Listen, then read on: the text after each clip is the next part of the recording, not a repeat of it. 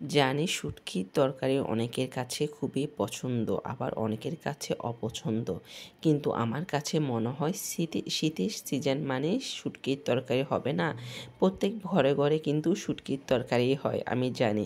এটা শিম দিয়ে যে কোনো সবজি দিয়ে রান্না করলে শুটকির তরকারি খেতে ভীষণ মজা হয়।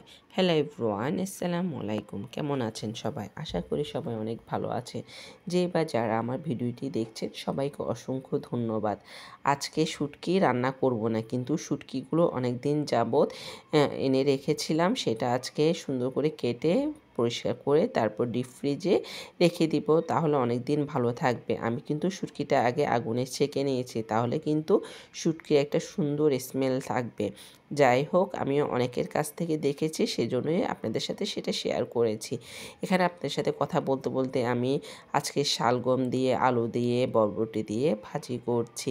আসলে ভাজি আমার বাসায় সবসময় লাগে। আপনাদের ভাইয়া প্রতিদিন ভাজি খেতে চায়। সময় স্বল্পতার কারণে আমি ভাজিটা সবসময় রান্না করতে পারি না। এখানে কিন্তু মাছ আমি অফ ক্যামেরায় অনেকবার ধুয়েছি। আমার কাছে মনে হয় যেন সুন্দর করে যদি মাছটা ধোয়া না যায় তাহলে খেতে ভালো লাগবে না। আমি হলুদ লবণ দিয়ে ভালো করে কষলিয়ে সেটা অফ ক্যামেরায় ধুয়ে নিয়েছি। এরপরে কিন্তু এক এক করে আমি সবগুলো রান্না কমপ্লিট করব। আজকে যেহেতু বাসায় আমার হেল্পিং হ্যান্ড আসেনি, সেজন্য আমার কাজ সব কিছু আমাকে একা হাতে ম্যানেজ করতে হবে। এর ফাঁকে ফাঁকে আমার মেয়েও আমাকে হেল্প করছে।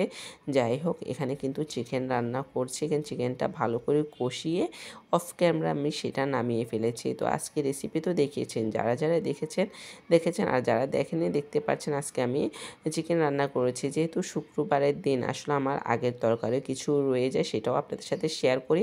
কেননা আপনারা তো আমার ভালোবাসার মানুষ, আপনারা আমার পরিবারের সদস্য। সেজন্য আপনাদের সাথে আমি সব কিছুই শেয়ার করার চেষ্টা করি। দেখতে পাচ্ছেন মাছটা খুবই মজা হয়েছিল। দেখতে যতটা সুন্দর না, কিন্তু খেতে ভীষণ মজা হয়েছে। তো আজকের রেসিপিটা কেমন হয়েছে অবশ্যই কমেন্ট। কেমন হয়েছে, ভর্তাটা ভীষণ মজা হয়েছে। তো আজকের মতো এখানেই বিদায়। সবাই ভালো থাকবেন, সুস্থ থাকবেন, আমাদের জন্য দোয়া করবেন। আসসালামু আলাইকুম।